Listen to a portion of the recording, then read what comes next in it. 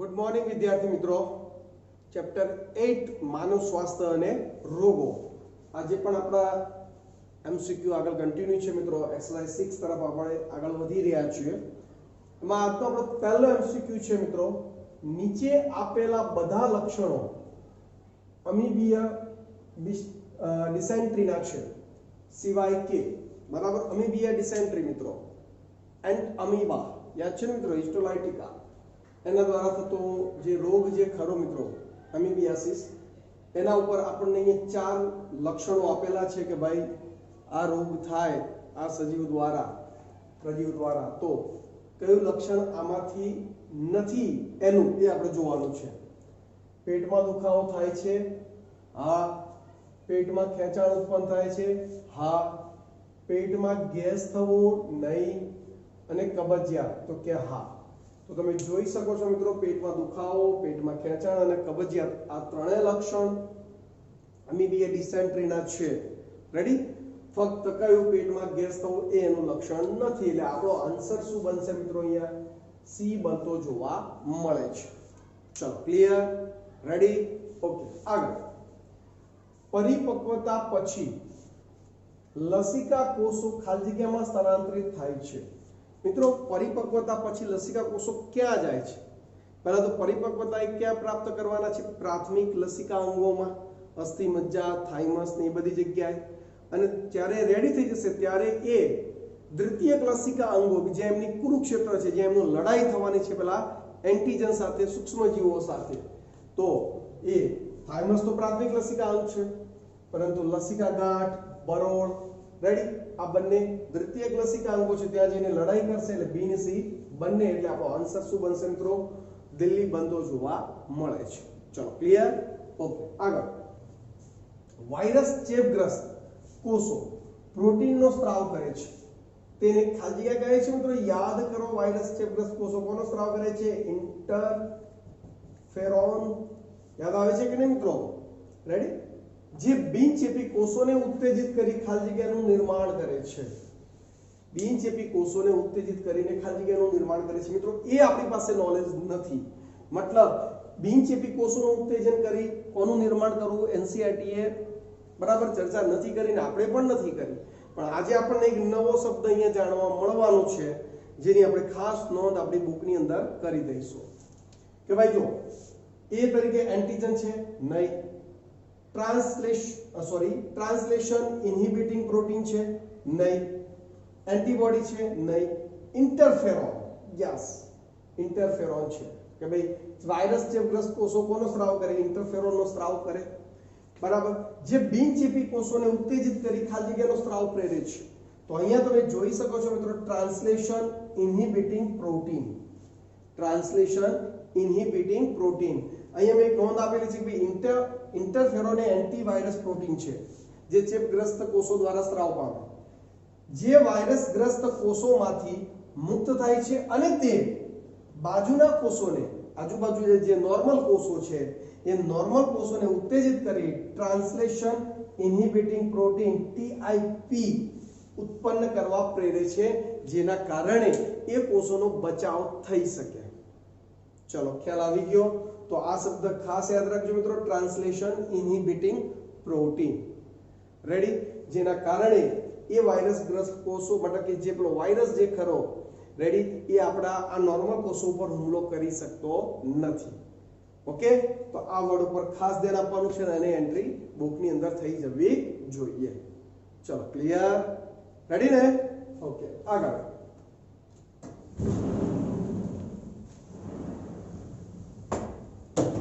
આગળનો એમસીક્યુ છે મિત્રો, ઇમ્યુનોગ્લોબ્યુલિન એમ માં કેટલી એન્ટીજન બાઇન્ડિંગ સાઇટ, જેને પેરાટોપ કહે છે, જોવા મળે છે?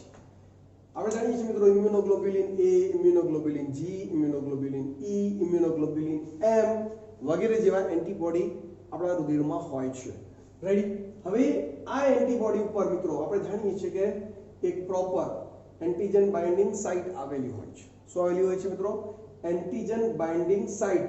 અને મિત્રો અહીંયા ખાસ એક શબ્દ ધ્યાન આપવાની જરૂર છે કે એન્ટીજન બાઇન્ડિંગ સાઇટ ઉપર એક શબ્દ છે પેરાટોપ. મિત્રો અહીંયા તમે જોઈ શકો છો આ પેરાટોપ વિસ્તાર કહેવાય. અચ્છા, અહીંયા તમને એક શબ્દ હું ક્લિયર કરી દઉં. પહેલા આપણે અહીંયા ડાયાગ્રામ દોરેલો છે તો એનો ઉપયોગ કરી લઈએ.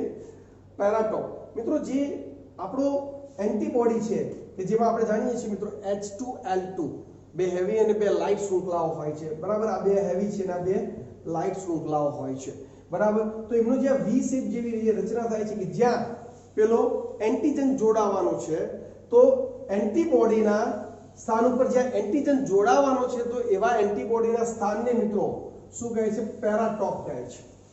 શું કહે છે? પેરાટોપ. આ વર્ડ ખાસ યાદ રાખજો. અને જે એન્ટીજન જે ખરો આપણો મિત્રો કે જેના ઉપર કે જે ખાંચામાં 100% ફિટ થવાનો છે તે, બરાબર. તો એન્ટીજન ઉપર એ સાઇટ વાળા સ્થાનને શું કહેવાય? એપિટોપ કહે છે. શું કહે છે મિત્રો? એપિટોપ. એટલે આનો એન્ટીજનમાં એપિટોપ હોય જ્યારે એન્ટીબોડીમાં પેરાટોપ હોય. આ બે વર્ડ ખાસ યાદ રાખજો, બરાબર. તો એપિટોપ અને પેરાટોપ.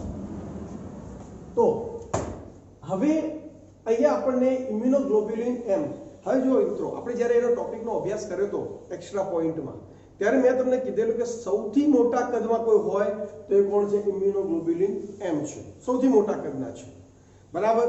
પરંતુ અહીંયા શું કહે છે? એમની પાસે કેટલી એન્ટીજન બાઇન્ડિંગ સાઇટ આવેલી છે? તો ઓપ્શનમાં આપ્યા છે 2, 4, 10 અને 11000. હવે આટલું ડીપમાં તો મટીરિયલમાં ઉલ્લેખ નથી, બરાબર. તો ગૂગલ ઉપર આપણે જોઈએ મિત્રો તો એની અંદર તમને આ ટાઈપની કમ્પ્લીટ 5 જુઓ મિત્રો, 1, 2, 3, 4, 5 એન્ટીબોડી મતલબ કે એકમો જોડાઈને એક સાંકળ બનાવે છે અને એક ઇમ્યુનોગ્લોબ્યુલિન એમ બનતો હોય છે. હવે તમને યાદ હશે મિત્રો કે આ એક જે એન્ટીબોડી ખરો એમાં H2L2 મતલબ કે એની અંદર આ બે સાઇટ થઈ, એકની અંદર બે પેરાટોપ થયા કે જે એન્ટીજન જોડાઈ શકે. રેડી? તો આ 1, આ 2, આ 3, આ 4 and 5. રેડી? એટલે 5 એ દરેકના એકમાં બે હોય કે નહીં? તો 5 અને દરેકમાં બે એટલે 5 ને 5 કેટલા? 10. તો અહીંયા આપણો આન્સર શું બનશે મિત્રો? 10 એમ કહી શકીએ પેરાટોપ હોય છે, મતલબ કે એન્ટીજન બાઇન્ડિંગ સાઇટ. જો ફરીથી એકવાર, આ 1, આ 2, આ 3, આ 4, આ 5, 6, 7, 8, 9 અને આ 10. ખબર પડી ગઈ? ખ્યાલ આવ્યો? તો આ રીતે એક ઇમ્યુનોગ્લોબ્યુલિન એમ તમે જોઈ શકો છો કેટલી મોટી રચના એની પર બનાવી શકે છે અને 10 એની પાસે પેરાટોપ છે, મતલબ એન્ટીજન બાઇન્ડિંગ સાઇટ પોતે ધરાવે છે. ચલો ક્લિયર? તો આપણે એક્સ્ટ્રા પોઈન્ટ કહી શકાય મિત્રો, એને તમે યાદ રાખી શકો છો. રાઈટ? આગળ સમાન જાતિના જનીનિક રીતે અલગ વ્યક્તિ વચ્ચે પેશી પ્રત્યારોપણને ખાલી જગ્યા કહે છે. મિત્રો અંગ પ્રત્યારોપણ યાદ છે? એ ટોપિકમાં આપણે એક્સ્ટ્રા પોઈન્ટ જોયો હતો. તો અહીંયા એ જ વસ્તુ આપેલી છે. સ્વ અંગ પ્રત્યારોપણ મિત્રો ઓટોગ્રાફ યાદ આવે છે? પોતાને મતલબ જે તે વ્યક્તિના અંદરથી બીજા કોઈ સ્થાનેથી અંગ લઈ બીજા સ્થાને, જેમ ખાસ કરીને ત્વચાનું પ્રત્યારોપણ થતું હોય છે. રેડી? બીજું સમ અંગ પ્રત્યારોપણ, આઇસોગ્રાફ્ટ, બે જોડિયા ભાઈઓ હોય, જોડિયા બહેનો હોય, મતલબ જુડવા હોય, બરાબર. તો સીધી વસ્તુ છે, એક જ અંડકોષમાંથી ફલિત થઈને બેનું નિર્માણ થયું હોય તો બંનેનું જનીન બંધારણ કેવું રહેશે? એક સરખું. તો ત્યાં પણ મિત્રો આપણે એમ કહી શકીએ કે અંગ પ્રત્યારોપણમાં તકલીફ પડતી નથી. રેડી? અહીંયા શું કીધું? સમાન જાતિના જનીનિક રીતે અલગ વ્યક્તિઓ વચ્ચે પેશી પ્રત્યારોપણને ખાલી જગ્યા કહે છે.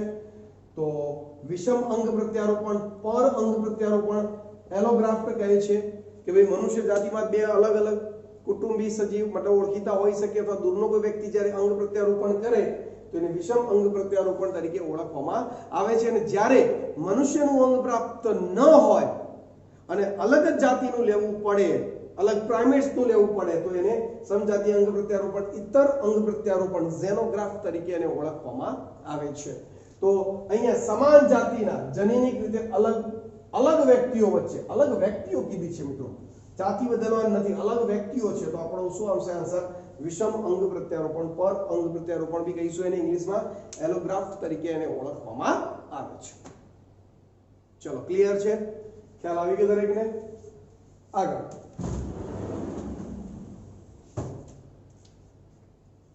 ખાલી જગ્યામાંથી હિપેટાઇટિસ બી રસીનું ઉત્પાદન કરાયું. ખાલી જગ્યામાંથી હિપેટાઇટિસ બી રસીનું ઉત્પાદન કરવામાં આવે છે. જનીનિક યીસ્ટ, મિત્રો યીસ્ટમાંથી તો હિપેટાઇટિસ બી બને છે, આપણે એનસીઆરટીમાં ઉલ્લેખ કરેલો છે. પુનઃ સંયોજિત ડીએનએ પદ્ધતિ, મિત્રો જે આપણે બાયોટેકનોલોજીની અંદર અભ્યાસ કરવાના છીએ, યસ એનો પણ ઉપયોગ થાય છે વધારે રસીનું નિર્માણ કરવા માટે, પણ એ બાયોટેકનોલોજી ચેપ્ટર ચાલશે એટલે ક્લિયર થઈ જશે.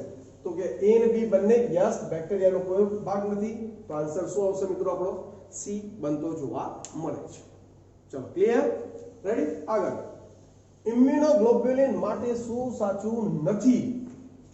સાચું નથી એટલે એનો મતલબ એવો થયો કે 3 વાક્યો સાચા છે અને 1 વાક્ય ખોટું છે. ઓકે, સારું. પહેલું, તેની પ્રત્યેક શૃંખલા એક વેરિયેબલ વિસ્તાર ધરાવે છે જે તેના એમિનો એસિડના શૃંખલામાં અલગ હોય છે. બરાબર કે નહીં મિત્રો? એની દરેક શૃંખલા ઉપર એક વેરિયેબલ કંઈક નવું તો આપેલું છે ને દરેક એન્ટીબોડીમાં, કે જેથી એ ચોક્કસ પ્રકારના એન્ટીજન સાથે શું થઈ શકે? જોડાઈ શકે. બરાબર, એટલે તેના એમિનો એસિડ શૃંખલામાં અલગ હોય છે. મતલબ દરેક એન્ટીબોડી જે ખરા, બરાબર, એની જે વેરિયેબલ સાઇટ જે ખરી એન્ટીજન જોડાણ સ્થાન, બરાબર, એની અંદર કંઈક તો વિશેષતા હશે જ, કારણ કે ચોક્કસ પ્રકારના એન્ટીજન સામે ચોક્કસ પ્રકારનો જ એન્ટીબોડી ભાગ ભજવતો હોય છે. રેડી? ઓકે, એ તો આપણે ભણી ગયા છીએ મિત્રો. વી વિસ્તારમાં મતલબ આ વેરિયેબલ એમિનો એસિડ ક્રમમાં જુદાપણું એન્ટીજન સાથે વિશિષ્ટ જોડાણ સપાટી પૂરી પાડે છે. યસ, કારણ કે દરેક એન્ટીબોડીમાં આ સપાટીમાં અહીંયા જુઓ, અહીંયા મેં થોડો વળાંક આ રીતે ગોળાંશ વાળો આપેલો છે, તો દરેકમાં એવું હોય જરૂરી નહીં, કોઈમાં આ રીતે પણ છે.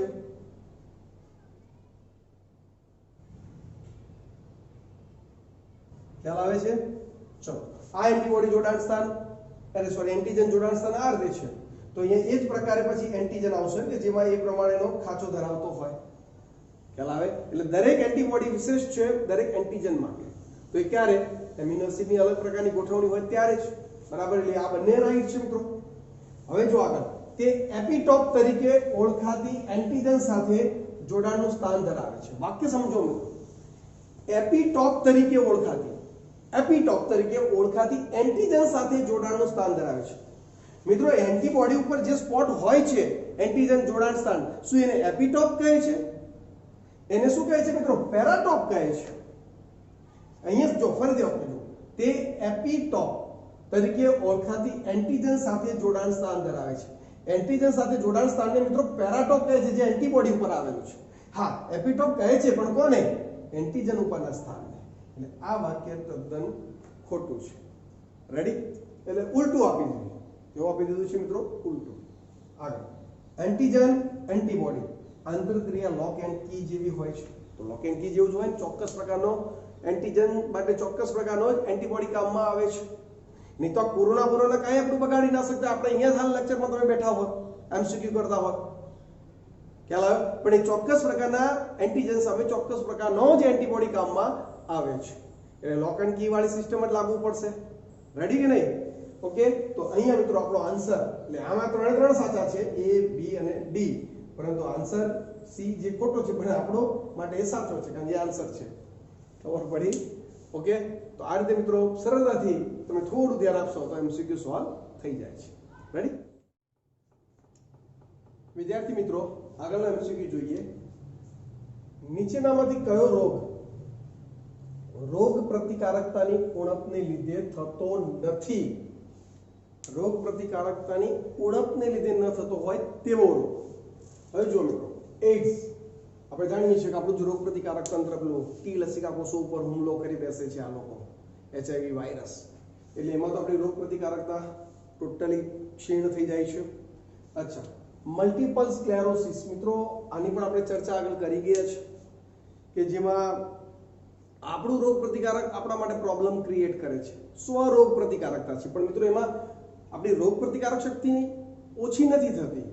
ખ્યાલ આવે છે કે નહીં? અહીંયા આપણને શું માંગે? કયો રોગ આપણી રોગ પ્રતિકારક તંત્રના ઉણપ સાથે સંકળાયેલો છે. એટલે ઉણપ સાથે સંકળાયેલો નથી, તો આમાં તો આપણી રોગ પ્રતિકારક શક્તિ ક્યાં ઉણપ થાય છે? આ તો સ્વરોગ પ્રતિકારકતાનું એક્ઝામ્પલ છે કે ભાઈ આપણા જે ચેતાકોષો છે એનું મજ્જાપડ છે એના ઉપર હુમલો કરે છે આપણું જ રોગ પ્રતિકારક તંત્ર. રેડી? એટલે આમાં રોગ પ્રતિકારક શક્તિ ઓછી થતી નથી, એટલે આ અલગ પડે છે. અચ્છા મિત્રો, SCID બરાબર, સેવર કમ્બાઇન્ડ ઇમ્યુનો ડેફિશિયન્સી, રેડી, આ પૂરું નામ લખી રાખજો. એકચ્યુઅલી મિત્રો આ શું છે, આગળ ચેપ્ટરમાં ક્યાંક ઉલ્લેખ થાય છે એનો, પરંતુ એક વસ્તુ કહી દઉં કે આવા બાળકો જે જન્મથી જ રોગ પ્રતિકારક શક્તિ ઓછી ધરાવે છે, એટલે એ એન્ટીજનો સામે ખૂબ જ સંવેદનશીલ હોય છે. એનો મતલબ શું છે, એમની પણ રોગ પ્રતિકારક શક્તિ કેવી છે, ઓછી છે. તો આ બંનેમાં તમે જુઓ, રોગ પ્રતિકારક શક્તિ ઓછી છે અને અહીંયા શું કીધું, નીચેનામાંથી કયો રોગ રોગ પ્રતિકારકતાની ઉણપને લીધે થતો નથી, બરાબર. તો આન્સર શું આવશે મિત્રો આપણો, બોમ્બે, કારણ કે તો આપણી સ્વ રોગ પ્રતિકારકતાને લીધે થતો જોવા મળે છે, બરાબર. તો આન્સર આવશે બોમ્બે. એના પછી મિત્રો સંપર્ક નિષેધ એ કોનો ગુણધર્મ છે? સંપર્ક નિષેધ મિત્રો આ વાક્ય રચના બુકની અંદર આપણને ઘણીવાર કન્ફ્યુઝન કરે એવી છે, પરંતુ અહીંયા આ એમસીક્યુ ને કારણે 100% ક્લિયર થઈ જશે. તમે જુઓ, જેને કન્ફ્યુઝન હશે, સાધ્ય ગાંઠ, અસાધ્ય ગાંઠ, મતલબ સાદી ભાષામાં એક ગાંઠનું નિર્માણ થાય છે બેમાં, રેડી, માયલોમા કોષો અને સામાન્ય કોષો. તો સંપર્ક નિષેધ એ કોના માટે વપરાશે? સામાન્ય કોષો માટે, કે સામાન્ય કોષોનો ગુણધર્મ છે કે ભાઈ જે કોષો એકબીજાના સંપર્કમાં રહે છે, બરાબર, તો એ બધા એકબીજાને નિયંત્રિત કરતા હોય છે, એકબીજાને નિયંત્રિત કરતા હોય તો એના માટે શબ્દ વપરાય સંપર્ક નિષેધ કહે છે, બરાબર. પરંતુ સાધ્ય અસાધ્યમાં એ પોતાનો એકબીજાનો સંપર્ક શું કરે, ગુમાવી બેસે છે, બરાબર. એટલે સંપર્ક નિષેધ વિહોણા થઈ જાય છે, જેના કારણે એ કોષો પોતાનું નિયંત્રણ ગુમાવી બેસવાના કારણે આવી ગાંઠનું નિર્માણ થતું જોવા મળે છે. એટલે સંપર્ક નિષેધ એ કોનો ગુણધર્મ, યાદ રાખજો મિત્રો, સામાન્ય કોષોનો ગુણધર્મ છે. ચલો ક્લિયર, ઓકે. આગળ, જ્યાં અસ્વીકાર એ સમસ્યા નથી, શબ્દ જો મિત્રો, જ્યાં અસ્વીકાર વાળો કોઈ પ્રોબ્લેમ છે જ નહીં અહીંયા. તો ઓટોગ્રાફ મિત્રો, ઓટોગ્રાફ એટલે આપણું ને આપણા શરીરમાંથી કોઈ ત્વચા લઈને બીજા સ્થાને ગોઠવીએ તો આપણા શરીરના રોગ પ્રતિકારક તંત્રને કોઈ પ્રોબ્લેમ નથી, તો એને ઓટોગ્રાફ એટલે અસ્વીકારમાં આવવાનું જ નહીં, સ્વીકારી જ લેશે. આઇસોગ્રાફ્ટ, જોડિયા ભાઈઓ, સેમ જનીન બંધારણ, અંગ પ્રત્યારોપણ થઈ જશે, કોઈ પ્રોબ્લેમ નહીં, એટલે અસ્વીકાર વાળી કોઈ સમસ્યા આવવાની જ નથી એમાં પણ. એલોગ્રાફ્ટ, એક વ્યક્તિમાંથી બીજી વ્યક્તિમાં જનીન બંધારણ અલગ છે, તો અસ્વીકાર વાળી સમસ્યા છે આમાં, રેડી. અને ડી, એ અને બી બંને, તો આન્સર શું આવશે, ડી, એ અને બી બંને. ચલો ક્લિયર, ઓકે. આગળ, રોગ પ્રતિકારક તંત્રના કયા કોષો લક્ષ્ય કોષોના કોષરસ સ્તરની સપાટી પર છિદ્રો પેદા કરે છે? લક્ષ્ય કોષની સપાટી પર શું કરે, છિદ્રો પેદા કરે છે, જેથી પેલા ભક્ષક કોષો આવીને એના ઉપર હુમલો કરી શકે અથવા તો એને તોડવાનું કામ કરે છે, રેડી. કયા કોષો? અચ્છા મિત્રો, મદદ કરતા ટી કોષો, યાદ કરો, મદદ કરતા ટી કોષોનું તો કાર્ય શું હતું? તો કે મદદ કરતા ટી કોષોનું કાર્ય છે, આપણે એમ કહી શકીએ કે એ શું કહેવાય, યસ, આપણે કયા એન્ટીબોડી બનાવવાના છે એવું બી લસિકા કોષોને હેલ્પફુલ થતા હોય છે, રેડી. મદદ કરતા ટી કોષો. મારક ટી કોષોનું કાર્ય યસ છે મિત્રો આ, રેડી, ઓકે. નિગ્રાહક ટી કોષો એ તો સ્વજાત અને પરજાત ઓળખવા સાથે સંકળાયેલા છે, રેડી. અને બી કોષો એ એન્ટીબોડીના નિર્માણના કાર્ય સાથે સંકળાયેલા છે, રેડી. તો અહીંયા આ કાર્ય કોનું છે મિત્રો, છિદ્રો પેદા કરી મારી નાખવાનું, તો કે મારક ટી કોષોનું કહી શકાય છે. ચલો ક્લિયર, રેડી. આગળ,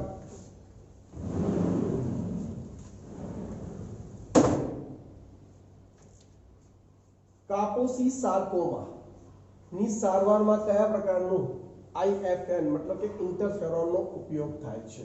આલ્ફા, બીટા, ગામા, ડેલ્ટા, એ બધા અહીંયા ઓપ્શનમાં આપણને આપેલા છે. પણ મિત્રો અહીંયા પહેલા તો સાર્કોમા કેન્સર આપણે એક્સ્ટ્રા પોઈન્ટમાં અભ્યાસ કરી ગયા કે આપણા જે મધ્ય ગર્ભ સ્તરમાંથી જે પેશીઓનું નિર્માણ થાય છે, જેમ કે અસ્થિ, કાસ્તિ, લસિકા, રેડી. તો એની અંદર જ્યારે કેન્સર થાય મિત્રો, એટલે એને સાર્કોમા કેન્સર તરીકે ઓળખવામાં આવે છે. એટલે વધારે બહુ વર્ણન તો નહીં, પણ તમે એટલું યાદ રાખી શકો, આલ્ફા ઇન્ટરફેરોન. શું મિત્રો? આલ્ફા ઇન્ટરફેરોન. કારણ કે અમુક પોઈન્ટ એવા છે કે બહુ ડીપમાં વર્ણનમાં એમસીક્યુ આપી દીધા છે. હવે બધાને કંઈ આપણે, તમે જોઈ લો, આપણે આગળ નીટા એમસીક્યુ જોઈ ગયા, એમાં એટલો તો પ્રોબ્લેમ છે જ નહીં, એનસીઆરટી બેઝ જ હોય છે, બરાબર. એમાં છેલ્લા વર્ષોના તો ખાસ, બરાબર. એટલે અમુક વર્ડ આપણે ખાલી યાદ રાખી લઈશું અહીંયા, તો કે આલ્ફા ઇન્ટરફેરોન, બરાબર. આગળ, એન્ટીવિનમ દ્વારા સર્પદંશનો ઉપચાર એ ખાલી જગ્યાનું ઉદાહરણ છે. સર્પદંશ બરાબર. કૃત્રિમ રીતે ઉપાર્જિત સક્રિય રોગ પ્રતિકારકતા, કૃત્રિમ રીતે ઉપાર્જિત નિષ્ક્રિય રોગ પ્રતિકારકતા, કોષરસીય રોગ પ્રતિકારકતામાં ઘટાડો. આ તો એકદમ રોંગ છે. કોષીય રોગ પ્રતિકારકતામાં ઘટાડો, એમાં કોઈ રોગ પ્રતિકારકતામાં કોઈ ઘટાડો થતો નથી. આ બે વાક્ય તો કોઈ કામના નથી. પણ અહીંયા જો મિત્રો કૃત્રિમ રીતે ઉપાર્જિત સક્રિય રોગ પ્રતિકારકતા, કૃત્રિમ રીતે ઉપાર્જિત સક્રિય રોગ પ્રતિકારકતા એટલે કૃત્રિમ મિત્રો બે પ્રકારની હોય, કુદરતી હોય અને કૃત્રિમ હોય. કુદરતી કોને કહેવાય? આપણે કોઈ એન્ટીજનના સંપર્કમાં આવીએ, રેડી, અને આપણી અંદર એન્ટીબોડી ડેવલપ થાય તો એ કુદરતી રીતે ઉપાર્જિત સક્રિય રોગ પ્રતિકારકતા કહેવાય. રેડી. પરંતુ આપણી અંદર જાણી જોઈને પેલા બેક્ટેરિયાને મૃત કરેલા દાખલ કરવામાં આવે તો એ શું થઈ ગઈ? કૃત્રિમ રીતે ઉપાર્જિત સક્રિય રોગ પ્રતિકારકતા. એટલે કુદરતી અને કૃત્રિમ બે વસ્તુ ક્લિયર થઈ ગઈ. રેડી. પણ સર્પદંશમાં તો કેવું છે મિત્રો, આપણે એ વખતે ક્યાં એન્ટીબોડી અંદર ડેવલપ કરવા બેસે? તૈયાર એન્ટીબોડી દાખલ કરવાના છે ને, બરાબર. તો કૃત્રિમ રીતે ઉપાર્જિત નિષ્ક્રિય રોગ પ્રતિકારકતા ખ્યાલ આવે છે કે નહીં? રેડી. અને એક કુદરતી રીતે ઉપાર્જિત નિષ્ક્રિય રોગ પ્રતિકારકતા કયું મિત્રો? પેલા ઇમ્યુનોગ્લોબ્યુલિન એ સ્તનપાન કરાવવું જરૂરી છે તો એ કુદરતી કહેવાય. બરાબર કે ભાઈ એ કુદરતી રીતે ઉપાર્જિત નિષ્ક્રિય રોગ પ્રતિકારકતા, ભાઈ કુદરતી રીતે બાળકની અંદર એના પોષક માધ્યમ દ્વારા કુદરતી રીતે દાખલ થયા છે તો એ કુદરતી રીતે ઉપાર્જિત નિષ્ક્રિય રોગ પ્રતિકારકતા. પણ જ્યારે આપણને સર્પદંશ, જ્યારે મતલબ કે સાપ ડંખ મારે છે અને આપણી અંદર એનું વિષ આવે છે તો એ વખતે ભાઈ આપણે તાત્કાલિક જબરદસ્તી બહારથી તૈયાર એન્ટીબોડી દાખલ કરીએ છીએ તો એ સ્થિતિને મિત્રો શું કહેવાય? કૃત્રિમ રીતે ઉપાર્જિત નિષ્ક્રિય રોગ પ્રતિકારકતા. એટલે આપણો આન્સર અહીંયા શું બનશે? બોમ્બે બનતો જોવા મળે છે. ચલો ક્લિયર છે? રેડી. આગળ જઈશું. એન્ટીબોડીથી આવૃત એન્ટીજનને કારણે ઘનભક્ષણ દ્વારા ઓળખ અને પાચન ખાલી જગ્યા કહેવાય છે. મિત્રો હવે આના માટે ઇમ્યુનાઇઝેશન તો ઘણા બધા શબ્દો વાપરે છે પણ આ શબ્દ મેં તમને ભણાવ્યો છે ઓપ્સોનાઇઝેશન. યાદ કરો, ઓપ્સોનાઇઝેશનમાં મેં તમને કીધેલું કે એન્ટીબોડી પેલા જે એન્ટીબોડી જે એન્ટીજનને ઓળખી એના ઉપર એક આવરણ બનાવી દે છે જેના કારણે પેલા ભક્ષક કોષો એને ઓળખી અને એનો શું કરી કાઢે? નાશ કરી કાઢે છે. તો એવી સ્થિતિને મિત્રો શું કહે છે? ઓપ્સોનાઇઝેશન કહે છે. અને અહીંયા જે આપણને કીધું છે એ ઓપ્સોનાઇઝેશનની વાત કરેલી છે. બરાબર. બાકી તો જો ઇમ્યુનાઇઝેશન, રોગ પ્રતિકારક તંત્રની વાત કરી છે, ટી કોષોનું ઇમ્યુનાઇઝેશન, બી કોષોનું ઇમ્યુનાઇઝેશન, બરાબર. પરંતુ ઓપ્સોનાઇઝેશન એ વર્ડ મેં તમને ક્લિયર કરાવેલો છે. રેડી. નોંધ કરેલી છે. 3 વર્ડ હતા, જોઈ લેજો. બરાબર. આગળ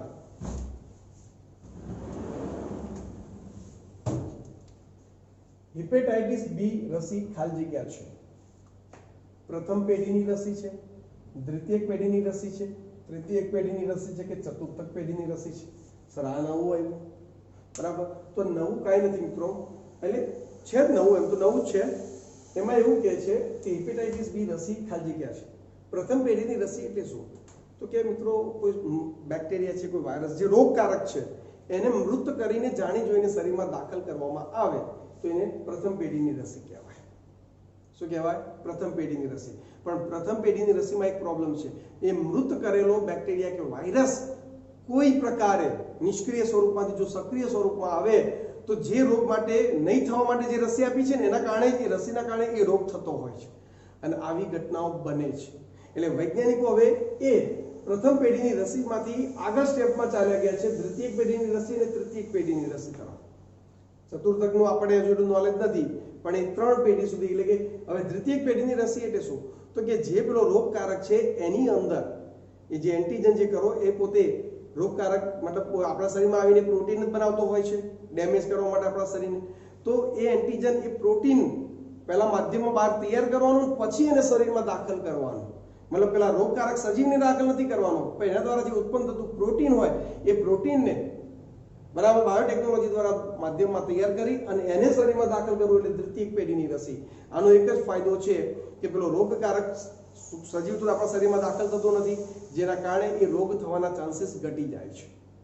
બરાબર. એટલે આનો ઉપયોગ દ્વિતીયક પેઢીની રસી અને હિપેટાઇટિસ બી માં મિત્રો દ્વિતીયક પેઢીની રસીનો જ ખાસ ઉપયોગ કરવામાં આવે છે. હવે તૃતીયક પેઢીની રસીની ખાલી એક માહિતી આપી દઉં કે ભાઈ આપણે જાણીએ છીએ કે પ્રોટીન કોના કારણે બને છે? ડીએનએ ના કારણે. તો યસ, એ જ જે સૂક્ષ્મજીવ છે રોગકારક છે એનો ડીએનએ દાખલ કરવાની પદ્ધતિને તૃતીયક પેઢીની રસી તરીકે ઓળખવામાં આવે છે. એટલે પ્રાથમિકમાં કોને દાખલ કરતા? રોગકારક પોતે, સજીવને, સૂક્ષ્મજીવને, પણ નિષ્ક્રિય સ્વરૂપમાં, પણ પ્રોબ્લેમ થઈ શકતા હતા એવા. પછી સેકન્ડ પેઢીની આવી તો કે એની અંદર પ્રોટીનને દાખલ કરવાનું, જે રોગકારક જે પ્રોટીન બનાવે છે એ પ્રોટીનને દાખલ કરવાની પદ્ધતિ એટલે તૃતીયક પેઢી. અને પછી ડીએનએ ને દાખલ કરવાની તો તૃતીયક પેઢીની રસી કહે છે. પણ હેપેટાઇટિસ બી માટે કયું છે? દ્વિતીયક પેઢીની રસી તરીકે ઓળખવામાં આવે છે. ચાલો ક્લિયર? આગળ, કોલેરાના દર્દીઓને સલાઇન ડ્રિપ્સ અપાય છે. શા માટે? NaCl એ આપણા રુધિરનો મહત્વનો ઘટક છે, બરાબર. RBCS નું પ્રમાણ જાળવે છે અને પ્રોટીનને દ્રવ્ય કરવામાં મદદ કરે છે. મિત્રો, NaCl જરૂરી છે આપણા શરીરમાં, બરાબર ને, સોડિયમ ક્લોરાઇડ. પરંતુ એનો મતલબ એવો નથી કે આપણા શરીરમાં RBC નું પ્રમાણ જાળવે છે ને, બરાબર. એ તો આપણે આગળ બી ધોરણ 11 ની અંદર પણ અભ્યાસ કરેલો કે ઇલેક્ટ્રોલાઇટ pH જાળવવા માટે અને ઉત્સેચકોની અને બધાની સક્રિયતા માટે જરૂરી છે, બરાબર. એટલે ઇલેક્ટ્રોલાઇટ અગત્યનો છે, સોડિયમ ક્લોરાઇડ અગત્યનો છે, પણ ઓકે, એ RBC નું પ્રમાણ જાળવતો નથી. સોડિયમ આયન પાણીનું પ્રમાણ શરીરમાં જાળવી રાખવામાં મદદ કરે છે. યસ, પાણીનું પ્રમાણ કોષીય, બરાબર, બંધારણ જાળવી રાખવું. અને કોષરસ પટલ દ્વારા પસંદગીમાન વહન પણ કરે છે. આપણે જાણીએ છીએ કે કોષરસ પટલમાં મિત્રો વહનના કાર્ય પણ અગત્યના છે. કારણ કે કોલેરા વાળા દર્દીઓ કે જે વોમિટિંગ વધારે થતી હોય, ઝાડા ઉલટી વધારે થતા હોય, રેડી, ને પાણીનું પ્રમાણ જાળવી રાખવું ખૂબ જરૂરી છે મિત્રો. તો એ બાબતમાં આ મુદ્દો વધારે સાચો બેસે છે. ક્લોરીન આયનો રુધિર રસનો મહત્વનો ઘટક છે. ઓકે, પણ એને કોલેરાના સાથે હાલ શું મહત્વ, બરાબર. અને બીજા બી ઘટકો મહત્વના છે. અને ક્લોરીન આયનો જઠરમાં HCl બનાવવામાં મદદરૂપ કરે છે. નહીં, એનું પર કઈ લેવા દેવા નથી. આપણે તો મેઇન કોલેરા સાથે સંકળાયેલું છે, બરાબર. તો યસ, સોડિયમ આયન પાણીનું પ્રમાણ જાળવી રાખવામાં મહત્વનો ભાગ ભજવે છે. રેડી? તો અહીંયા બોમ્બે આન્સર બનશે. એના પછી મિત્રો AZT શેની સારવાર છે? ટીબી, એઇડ્સ, મેલેરિયા કે કાલાજાર? હવે અહીંયા ધ્યાન આપજો.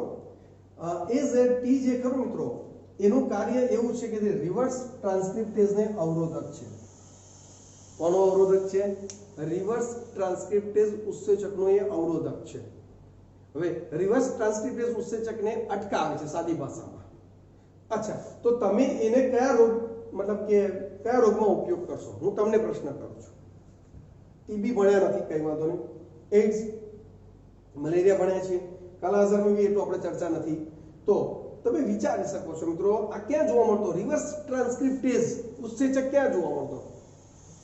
એઇડ્સ, HIV વાયરસ, કે જે આપણા ટી લસિકા કોષો ઉપર હુમલો કરવા માટે એ આપણા, મતલબ એમ કહી શકાય ને કે ડીએનએ માંથી, મતલબ કે એના આરએનએ માંથી પહેલા તો ડીએનએ બનાવે અને આપણા ડીએનએ સાથે એનો ડીએનએ જોડાઈને પછી એની કોપીઓ તૈયાર કરતા. યાદ છે કે નહીં? તો આરએનએ માંથી ડીએનએ બનાવવું હોય તો કોની જરૂર પડે? રિવર્સ ટ્રાન્સક્રિપ્ટેઝ ઉત્સેચકની. તો એ રિવર્સ ટ્રાન્સક્રિપ્ટેઝ ઉત્સેચકને અવરોધક તરીકે છે મિત્રો AZT. તો કયા કામમાં આવવાનું? કયા રોગના કામમાં આવવાનું? તો કે એઇડ્સના રોગના સારવારની અંદર આપણે એનો ઉપયોગ કરી શકીએ છીએ. ચલો, ક્લિયર છે? રેડી? તો અહીંયા વિદ્યાર્થી મિત્રો આપણે ઘણા ખરા MCQ ચર્ચા કરી ગયા. આશા રાખું કે દરેક વિદ્યાર્થીઓને MCQ ક્લિયર થયા હશે. બની શકે મિત્રો, કારણ કે અહીંયા NCERT માં જે વર્ણન આપ્યું છે એમાંથી મોટા ભાગે છેલ્લા વર્ષોમાં MCQ પૂછાતા હોય છે. રેડી? કારણ કે રોગો વાળું ચેપ્ટર છે, એમાં કંઈ કોન્સેપ્ટ બેઝ તો આવતું નથી. છતાં પણ આપણે ઘણા એક્સ્ટ્રા પોઈન્ટ જોયા છે અને એને લગતા MCQ જે એ બેઝ ઉપર આવે છે તો સરળતાથી ક્લિયર થઈ શકે છે. પરંતુ જ્યારે કોઈ નવા શબ્દો જાણવા મળે છે તો ટેન્શન નહીં લેવું મિત્રો, એ શબ્દોની એક નોંધ બનાવી દેવી. રેડી? કે જેથી ક્યાંક એવો કોઈ પ્રશ્ન આવે તો આપણને તકલીફ પડે નહીં. ચલો, ક્લિયર? Okay, good.